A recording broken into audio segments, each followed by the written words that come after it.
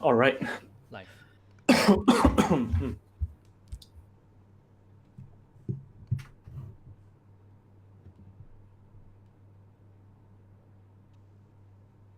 Facebook Face Off. Hello, everybody. Welcome to our Facebook Live February edition. Hello, and this is going to be a special edition, which is going to be our Facebook Face Off, where we try to pitch two companies against each other. Welcome for joining us. My name is Stanley. And my name is Willie. Hi, we are from Value Invest Asia. Thank you very much. I am seeing more and more people joining us now. Why don't we test it out? Let me know where you guys are joining. Say hello to us when you're joining us, and let us know where are you joining us at, from Singapore or Malaysia or from all over the world, right? Hello, I saw Travis. Hello, Travis. Roger, Victor. Wow, nice to see you guys. Yes, hello. Good. Okay, so let's go. So how we're gonna format our Facebook Face Off today is each of us will represent one company, and we'll try to bring the bull case of that company for you guys. So I will be representing Bursa Malaysia, and Willie. And I will be representing Singapore Exchange, Yes. SGX. All right. So let's go. Of course, before we even start, a standard disclaimer. Our presentation here today are just our own opinion, and you shouldn't take them as investment advice, right? And as full disclosure, Willie, do you own any stocks between these two companies? I own the SGX, so I'm Okay. going to defend it very, very well.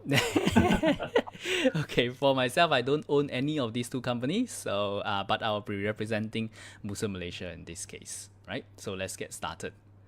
Let's Just go. sharing some simple stats of these two companies, right? For Bursa Malaysia, it is of course listed on Bursa itself, and it has a market cap of 5.77 billion ringgit as of the closing today when I check. So if you translate that to US dollars, that's roughly 1.42 billion.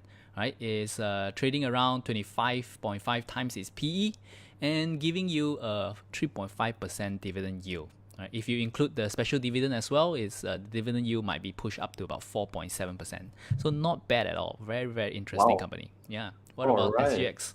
Let's see, SGX market capitalization is 8.4 billion Sing dollar. So if we convert it to US dollar, it's 6.23 billion. Wow. Price to earnings is roughly the same as Bursa Malaysia, which is about 22.6 times.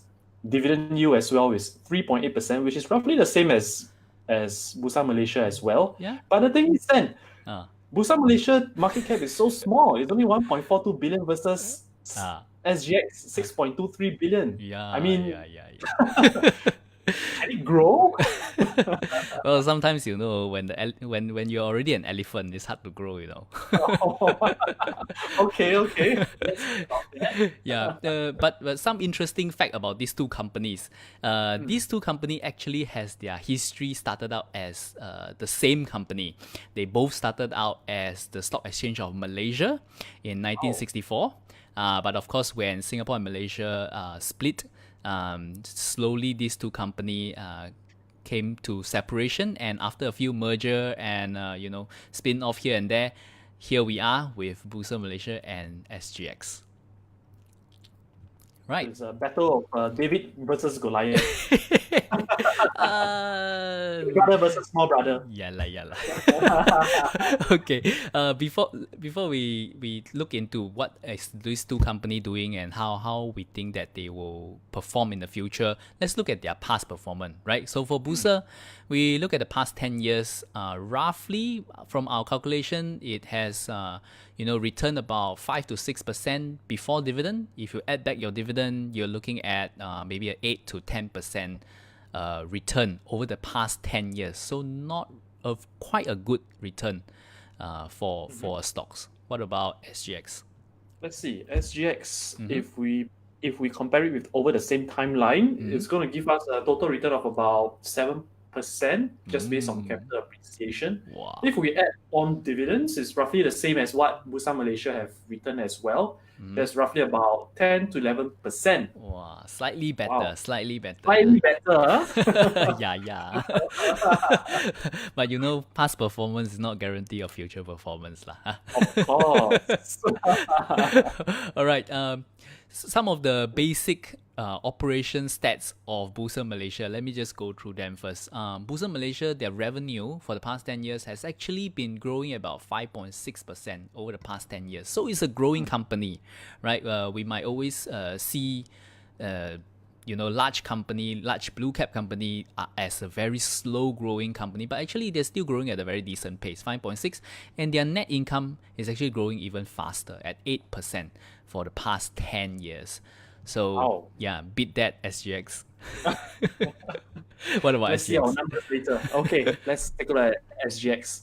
So SGX has also been growing. Revenues year on year, their operating profit and their net profit has been growing, but it's not as strong as Bursa Malaysia. I'm surprised. The revenue growth is only about 3.6 on a compounded annual growth basis. Wow, so it's slightly smaller. Slightly smaller, I think less than half. Well, but I like to quote from you again, Stanley. Past performance is definitely not equals to your future performance. Okay. Let me eat my words. Okay. But as you can see, both company is actually growing, and both company is have very strong free cash flow and very strong balance sheet. So all in all, they are very, very similar. Okay, Yeah. but what's the difference in business model? So if you look at Bursa Malaysia business model right now, right, I have this slide for you guys. The main bulk of their revenue, more than 50%, is still coming from their security trading. So how does the exchange make money? So every time we buy and sell a stock, they will earn some part of that fee that we pay to our brokers. And also for listing fees, company have to pay them. And for market data, when company wants or funds want to use their database, and of course, once you're a listed company, similar to our CFA society, once you are a member, every year you must pay a membership fee, right, to them. A subscription model.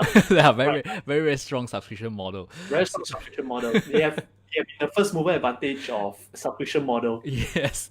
Yeah, but of course, Bursa Malaysia right now still main bulk of their business. All you need to know is mainly still coming from security trading. So every time you buy and sell a stock, derivative trading. So every time you buy and sell a derivative, and of course from their listing fees. So those are their three big revenue generator. What about SGX, Willie? Okay, let's take a look at SGX. SGX is slightly more concentrated in this case, but similar to Bursa Malaysia, most of their revenues is still coming from their trading volume, which is split between the equities and the fixed income business.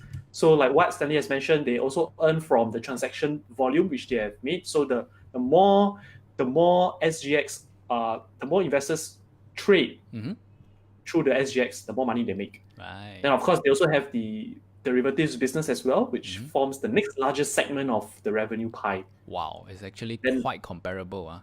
Yeah, it is. So maybe just to mention a bit, so Singapore Exchange and Bursa Malaysia, the key thing they have in terms of the economic mode is really on the regulatory advantage, because you can't create another exchange from scratch, even though you have the money, correct? Yep. You definitely have to. Let's debate that later.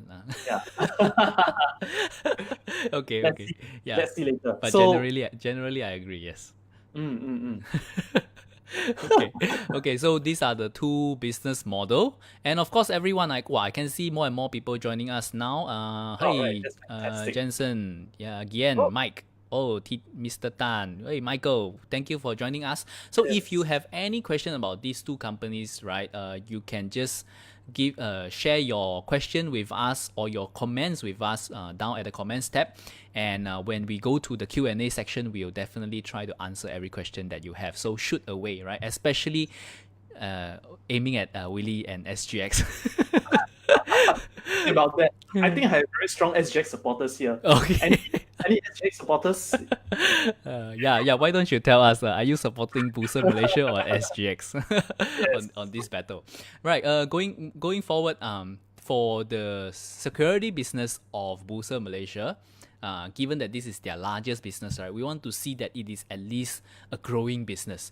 So we can see that it is actually still a very healthily growing business. The average daily volume of or value of traded actually doubled for the past 10 years. So in 2008, the daily average daily value traded is only 1.1 billion ringgit, but right now is close to 2.4 billion every day being traded. So that's a value growing at about 7.3% over the past decade. So that's actually quite a healthy growth that we want to see. I'm not sure if we'll see that in SGX. What do you think, Willie? Okay, Or- let's have let's have a look at SGX over the next slide. Securities daily average trading volume. All right, maybe cannot be compared to Bursa Malaysia. Maybe it's slightly lower, less than $1 billion every day. But their securities business, we have got to admit that their securities business over the past years hasn't been growing very strongly. But they have already made up for their derivatives business, which we shall see later Right. on. Okay. So you're trying to avoid talking about this segment. Trying but to close up the if you look that at the part. year-on-year volume change, you can see that they are dropping quite significantly across the board. More about 30-40%. So that's really a source of concern, I think. Don't you agree? Correct. how As well how as is SGX trying to rejuvenate this I think issue? there is a lot of growth plans ahead, which I will share on later, and I'll use that as a strong point against Bursa Malaysia. I think I have an edge, or SGX definitely have an edge against Bursa Malaysia, which I'll share on Yeah, later. or maybe there's just too many value investor in Singapore. Not Uh, enough speculators, so everybody is just buying and holding. Buying holding, So probably all of you guys stop being value investor. start speculating in the market more. start speculating, right, and become gamblers. All right, but okay, going on the derivative side, for Bursa Malaysia, also a growing business.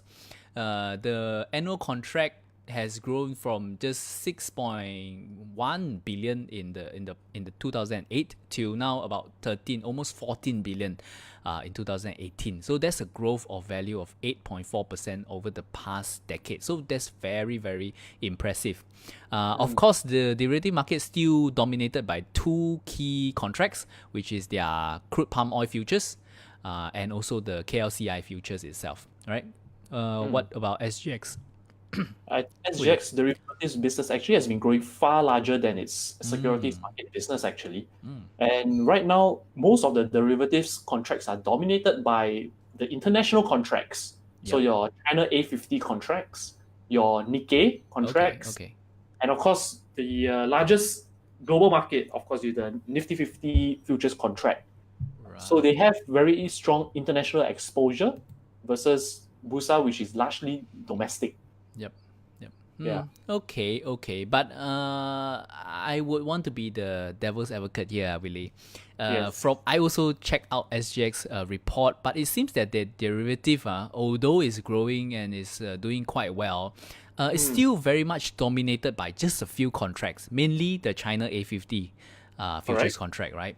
Which makes up Yep. more than 50% of their volume. Mm. Wouldn't you see that as a concentration of risk? I think right now when we talk about finance, global markets, there's a borderless market right now in international finance. So things can be easily tradable, not just within the country, but you can always go cross border. So as the pie grows, so let's say the Nikkei, the US, and China, as it grows, let's say one of the country grows and outbeats the other, doesn't mean that it's a zero sum game. So all of these contracts or the volume can grow at the same time. So if you're trying to say, let's say if the Chinese economy overtakes Japan, doesn't mean that the Nikkei contract will actually string. Right. But that economy can also benefit Right. from from China itself. So everybody can grow together. Yes. Yeah, tell that to Donald Trump. Right. So this two is still the biggest market, biggest segment for both company, the securities and the the derivative market. But let's look at some of the other growth areas that could be happening. That we can look forward for these two exchange. For Bursa, definitely one of the key growth driver for them is becoming an Islamic capital market, not just for Malaysia but for the world. You know that Islamic finance is one key growth area globally. A lot of the even large banks, they are starting to have Islamic banking corporation as well within their outfit. And definitely Bursa has done a very good job. I'll just share with you some of the slide that they have actually built a very strong Islamic exchange right now. Of course, not many people is aware of it because they mainly still serve the institutional clients. And from 2010, right, starting from zero volume, they actually now has grown it to having an annual daily value of 24 billion a day in 2018. Wow. So that's almost equivalent value of being traded compared to their security business as well. So it's almost as big as the security business, right? So that's pretty impressive, I would say. Yes. And secondly, they have started a new market called Leap Market that is more for very smaller companies, SME companies to start listing on Bursa Exchange. And I think it's an initiative by them pushing to start to compete with a lot of the peer-to-peer or even ICO, the cryptocurrency innovation happening around the region. So instead of SME now, there has a lot of choice of raising funds. Not thinking of just listing, but they can go to a lot of peer-to-peer listing platform or even do a initial coin offering. And so Bursa is trying to create this leap market to try and encourage more SME to choose Bursa as the choice of raising funds instead of going to all this P2P business. And I think they have started some good traction on that. So that will potentially be some growth for them, because once a SME is stuck in a lead market, as they grow bigger and bigger, they can go into the ace market and then going forward to the main board as well. So once you're inside, you're always inside, right? So yeah. And lastly, of course, is the ETF market. Government is supporting them as well on this initiative, giving them some tax break for the next 3 years for all ETF products. ETF is almost a negligible market right now on Bursa. They only have like 8-9 ETF, and most of them are very illiquid. So once they're able to push that up, if they're going to able to show that they can grow this similar to how they grow the Islamic capital market, then it will be a next growth factor for Bursa Malaysia as well, definitely. Wow. Yeah. So just quick, Are you impressed with it now? I'm impressed, but talking about growth, talking about the market, I thought that Bursa Malaysia, most of their trading volume is dominated by the government, at least 50%, right? So even if they try to grow, like for example, the lead market, they compete with the P2P, wouldn't all this market still be dominated by the government, the government, the huge institutions? Are all these considered natural demand? In fact, I actually think that it is a more stable demand, to be honest, because most of the volume in Malaysia, of course, I think 70 to 75% is domestic demand, right?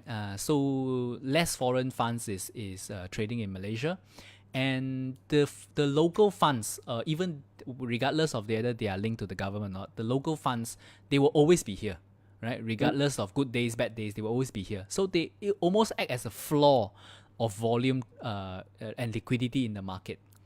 Right? Rather than an exchange who is too dependent on foreign investment and foreign funds, right? If anything happens, all the foreign funds, of course, all they do is they will just exit and run away, and the whole market will actually dry up, right? Don't you think? Okay. That's a fair point. Yeah. Okay, let's look at some growth area of SGX also, Willie. Okay, so as SGX, there are two key growth areas which I want to touch on. Number one is they are trying to achieve a strategic collaboration with other exchanges. So as you all know, SGX right now, the number of listed companies is definitely much smaller than Bursa Malaysia as well. Right now, listed companies about more than 700. So the only way to boost, let's say, the trading volume, they have to reach out. SGX has to reach out globally. So I think the whole idea is to do partnerships, collaboration. Now, one of them is a partnership with Tel Aviv. So trying to get their companies to, say, for example, list in Singapore, or trying to get a dual class share company. So that's one. Another one, of course, is trying to establish an east-west corridor. So linking up Western economy in the US, which is the US, and its Eastern economy, say, for example, Singapore or North Asian companies. So trying to link them together. Also the same thing, trying to build, say, dual share class companies, trying to provide funding between both parties. So it's more like a bridge in this case for the SGX. So there's one key growth area. So not SGX in this case will get access to more liquidity globally, get access to larger companies globally. Okay, So okay. that's one key growth area, and Sounds very definitely exciting also. But do you all these are just still talks in progress, or have they already started something? so they have already started something, but nothing is still ironed out. Some talks, but progress is definitely along the way. Okay, okay. Yes, let's see some Okay. action first. Don't be NATO. We shall Okay. see. Okay. Second point Yes. of our key growth area for SGX. Okay, SGX is also trying to work themselves as one of the largest debt listing hub, meaning that they're trying to grow the fixed income business. So other than equities, SGX is also trying to boost the fixed income platform. Already, they are one of the largest, if not the largest, in Asia for debt securities listing hub, with more than 3,000 bonds from over 40 over countries. Wow. And the outstanding size of the bonds which are being listed on the SGX platform is over $1 trillion US. Wow. So they have been growing very fast. This is actually 40% more of the listings compared to the previous financial year. Really? Wow. So they have actually grown a lot. Wow. And not only that, they're also trying to improve the bond trading platform, because as we all know, bonds right now is all over-the-counter trading. Yep. OTC, meaning it's very different from shares where it's all electronic traded. Yes. Bonds, you have to require a middle person, a middleman or a trader to do the transactions. So SGX is trying to automate that process. Right. So they have come up with this thing called SGX Bond Pro secondary trading platform. Hopefully they'll try to automate trading for fixed income, and this could potentially result in a larger trading volume. Wow. So meaning that okay, I understand that, of course, your previous job, you are a bond specialist, right, Willie? Yes. So can you explain to maybe some of our listeners how is a bond really traded? Does the exchange also get a fee, or when a bond trades, how does it work?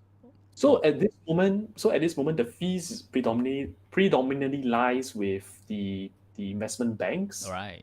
So, for example, DBS, OCBC, or some of the US banks which are able to trade bonds. And of course, when you do the clearing, so there's this revenue segment by SGX where they have this clearing and settlement. So that's where they earn a small fee if bonds are traded. Right. Going forward, if more bonds are being listed and traded electronically via SGX, then that's where the fixed income trading volume will actually grow or proliferate. So that's how it works. Okay. So they will have additional trading fee that they can charge if all these bonds are listed on their platform. Exactly. Exactly. Okay. Wow, that's quite exciting. That one. Because from my understanding is bonds is actually a much bigger market than equity, right? Yes. But unfortunately for bonds, they are mainly traded by institutional players. So insurance company, pension funds, banks, investment funds as well. So there are very, very few retail investors or wealthy investors who actually trade bonds. That's why SGX is trying to increase that part, or increase that channel, that source of revenue. That's why they're trying to introduce an electronic trading platform for bonds. Wow. So hopefully, retail investors like us, we can start trading bonds as well. Okay. Wow. Okay. I didn't know about that. That one's actually pretty exciting. I have to be honest. Okay. So Yeah. they're also trying. SGX is also trying to boost their Islamic finance, their sukuk market. But of course, Really? that pales in comparison to Bursa, Ayo. definitely. Don't Because everything that Busa try to do also SGX want to do, right? we try to copy the best from each other. Okay. Okay. Yeah, of course. Many of us, and if you are interested in these two company, we will see them as almost like a utility type of business. So this kind of business is most attractive to, of course, income investors. Most of investors who invest in them is looking for income and, of course, looking at the dividend. So we have to look at the dividend also, how it's doing, and how is the dividend sustainable or not in the future. So for dividend growth, actually Bursa has also shown a very strong record. Dividend growth has actually grown about 7.8% over the past decade, and they consistently pay out close to 100% to back to shareholders. So we almost get everything that they earn from their business, and many years they actually pay out a special dividend also, similar to last year. So if you include the special dividend from last year, your yield on Bursa can actually be close to 5%, which is one of the highest yielding company on the KLCI. Yeah. Wow. Yeah. Hey, but Stan, this special dividends, it seems like if I add the special dividends onto the interim dividends, Yep. the payout will be more than 100%. Yep. Is this sustainable or not? That's why they don't pay it out every year. And of course, for the exchange business, the cash flow generally tends to be actually more than their income anyway, right? Because the capex is not as much and quite minimum. Yep. And they don't have any debt. So generally, I will feel that over the longer term, if you spread it out, say every 3 years they give a special dividend, I think that's still possible. But maybe not expect it every year, right? Wow. All right. What about SGX? Okay. SGX, let's see. Well, SGX don't declare special dividends. What they do is they only have an interim and a final one. Okay. So every year it has been roughly consistent. They have been paying about 30 cents of dividends per share. So that translates close to about same as Bursa Malaysia, which is about 80+% to 90% dividend payout ratio. But of course, right now SGX has revised their dividend policy. So their dividend policy is not going to be benchmarked against a dividend payout ratio, but rather it's going to be an absolute amount. Really? How does that work? Yes. So let's say absolute amount, meaning let's say if they decide to declare over the next few years, every year they'll pay out 30 cents of dividends per share. Even if the earnings drop, they will still have to pay out this same absolute amount of dividends per share. In this case. So I think in this case, what they're trying to do is also trying to support the price level of the stock. Trying to maintain that price level to try to ensure a consistent or a stable dividend yield for SGX. Okay. So that's why you see the stock price also for the past few years, it has been relatively stable. So they're using the dividend to put a floor on the share price. Would you say that? Something like that. Not necessarily bad. I mean, can't we just be all like that? Sneaky, yeah. Of course, I would like to blow SGX horn as well. Also one of the largest return on equity for stock exchange business. I think ROE is roughly about 30+%. Very high profit margin as well. So like what Stan has mentioned, for stock exchanges, they typically do not have to take on a lot of debt, and they don't have a lot of capex. Right. The only major capex is only the rental of the office building, maintenance of the office building, and then maybe to buy new desktop or new computers or new printers, upgrade their servers, and that's pretty much about it for stock exchange. Cool.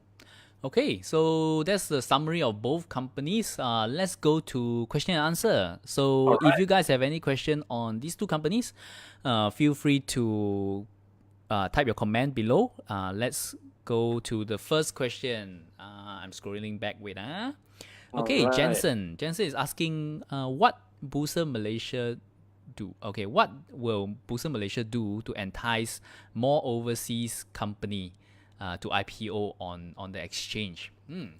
Okay, to be very very honest, the exchange is still predominantly focusing a lot on local companies, but the good thing is a lot of Malaysian companies are, they do global business. They are either exporters or they are subcontractors for a lot of global brands. Yeah, we know that a company like Dyson has their main manufacturing hub in Malaysia, in Johor, and also a lot of the glove company, some of the largest glove company are all exporters from Malaysia. So Malaysia itself, the economy has a lot of serve a lot of the global demand, mainly in the electronics field and also commodity.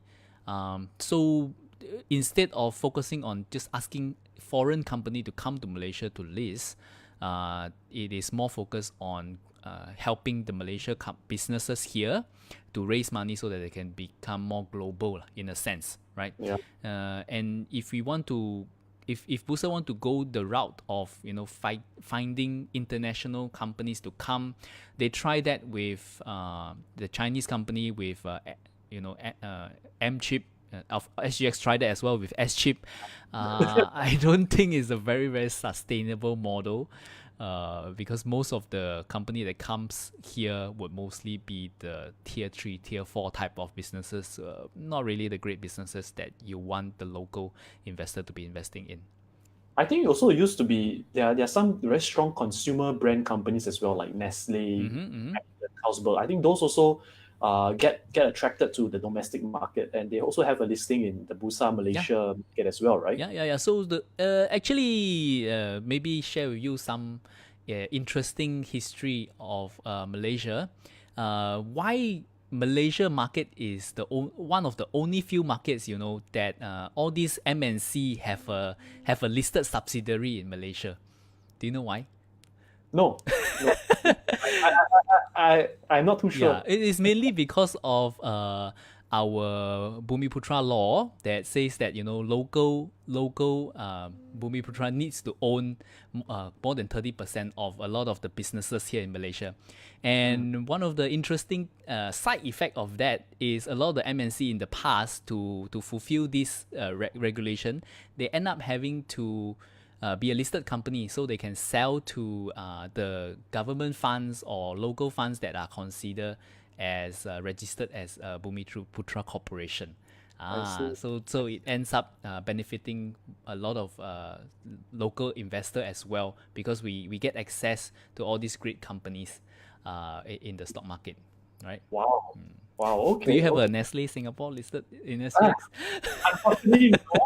But then the problem with SGX is a lot of the listed companies are mainly dominated by commodities, properties, and financials. So Singapore doesn't really have a large hinterland, unlike Malaysia. So a lot of our companies which we attract to raise capital from, they are mainly in your properties, mainly in your financials. Right. You do get retail consumer companies, commodities and conglomerates. But I mean those pale in comparison with the two largest sectors in Singapore. Yep, I remember last time. I remember just a little bit of history. There's this thing called the CLOB. Is it the CLOB history? CLOB. Maybe we can share a bit about that with our viewers, since we are in both the Bursa and the SGX face off. Go ahead. Singaporean like to talk about that. So for those who are not very familiar with CLOB, I think this happened in the 90s where there's an initiative by Bursa trying to get Singapore investors, minority investors, and a lot of Singapore investors, they actually invested in Malaysian companies or Malaysian counters. But there was one time where I think because of a crisis which happened, please correct me if I'm wrong, they decided to lock up the minority investors, which are the Singapore investors. So Singapore investors, they cannot sell the shares. They cannot sell Malaysian shares. And all these companies, the share price started to fall drastically, Mm-hmm. and that resulted in a lot of investors in Singapore which got burned. Right. Yeah, so that's a little short history of clock. So for those who are still who for those who want to read out more about it, you all can just try to Google about it. Mm-hmm. CLOB. Right. Can't remember what it stands for. I don't know as well. Okay. Okay, let's Yep. move on to our next question. Mm-hmm. Yeah, wow, I've seen there's a lot of viewers tonight. Yeah. Wow, some friends as well. Wow, Chin, hi Chin, Andrew, Yep. Julian, I think Benjamin. Kop Kwang is saying, as a Malaysian and shareholder, I don't realize that Islamic capital market in Bursa is growing that much. Oh, okay. Yeah. Yeah, I Yeah. didn't realize that as well. Wen Yi is saying, can you please advise what are some of the company listed on the Tel Aviv exchange? Wow. Okay. I have no idea. I have no idea as well. I mean, I do a quick Google search, but Yeah, maybe we there's we probably a will lot we of will tech pass you companies. some links on how you can find information about Tel Aviv exchange later on, right? Yeah. Moving forward, Hmm. FK is saying fixed income business for SGX is more viable in my opinion compared to the strategic collaboration. For example, SGX previously have been talking about an ASEAN exchange where link all the ASEAN country, but until now still talking. Yeah. And NATO. and they say that dual listing, he doubt that dual listing will work. And looking at how many company has delisted from SGX, and many of the new listing are very small companies, as mega exchange tend to go to US or Hong Kong. Sadly, yeah, that's a good observation, FK. I think just a bit of sharing as well. So for so much about the growth area in fixed income, I also have a bit of my reservations. My frank opinion is that I think fixed income a lot still lies in the hands of institutional players. So a lot of them, I think they still prefer the traditional route of trading bonds, meaning via over the counter. I think they are still a lot of them. They are still very comfortable with doing that. So one of the impediments is trying to get some of these stakeholders, the traders, the investors, the institutional players, to buy a stake into this automation. Buy a stake meaning that to buy into some of this automation, because it's definitely not something which people are very open to it. Because if you think about it, if a lot of this bonds starts trading on the exchange electronically, a lot of the traders, they might end up having to lose their jobs, for example. So that is actually one concern. The innovator's dilemma. Yes. Okay. Interesting observation. Yeah, since we are a bit tight on time, let's try and take a few more questions, and we'll try to wrap it up in 10 minutes. Okay. Karina is saying, how do you value both company? Yes. Let's talk a little bit about that. Okay. Evaluating Bursa and SGX. How would you value SGX? Willie? So let's see. Very simple. There's two ways you can go about it. One is via a discounted cash flow method. The other is through a multiple plus you use a dividend yield. So for me, being an income investor, what I like to use a lot is the price to earnings and the dividend yield. Since they have no assets, not much assets, there's no point using a price to book ratio to use a price to book multiple. We just have to rely on the price to earnings. So we make sure that the earnings are roughly stable, and based on the dividend yield, so we just do a simple dividend per share divided by the stock price, and then we can see the historical data, and that allows us to find out whether SGX is attractive at this point in time or not. Yep. I will agree, Karina. So because both company are such stable company, and they are giving out most of their earnings as dividend anyway, I would actually just look at their dividend yield or their PE, right, on it, and just compare their long-term PE, right. For Bursa Malaysia, actually they are trading right at the average of their long-term PE right now. So I would say they are pretty fairly valued.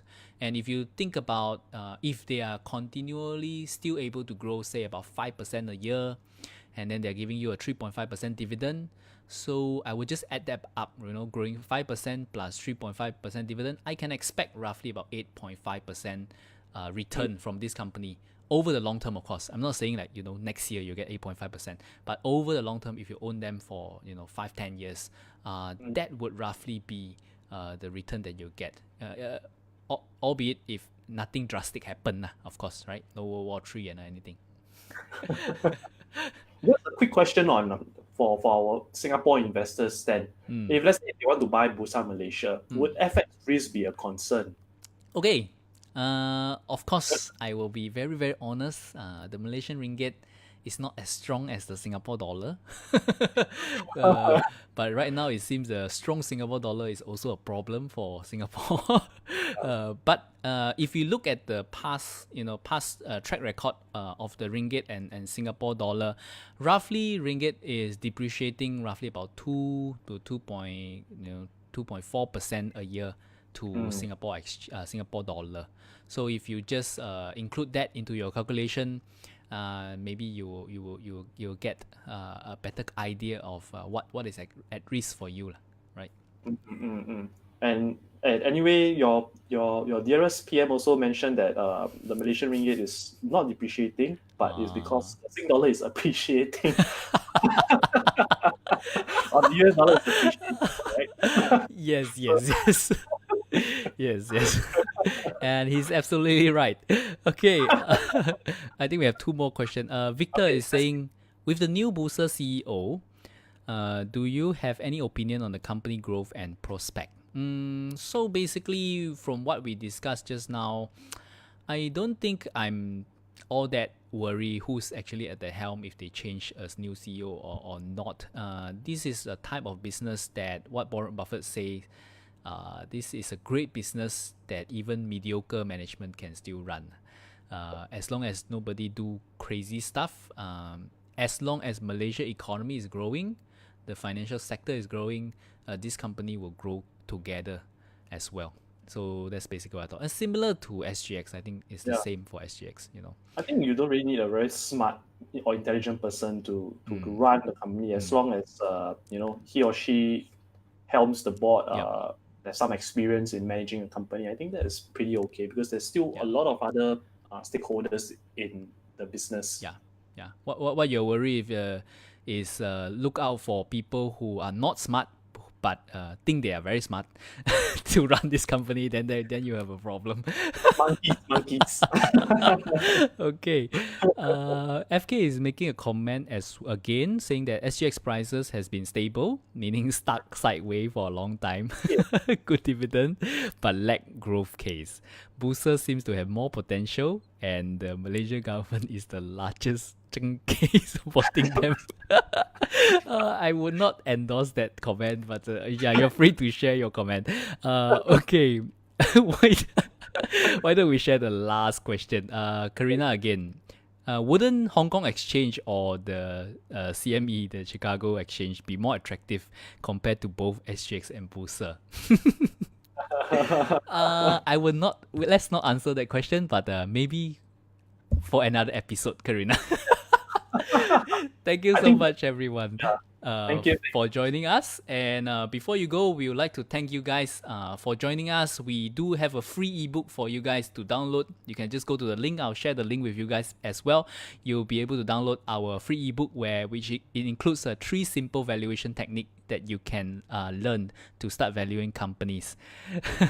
Thank you so much once again. It has been very fun. Willie, let's do that again sometimes. Of course then. Okay. See you, everybody. Have a good evening.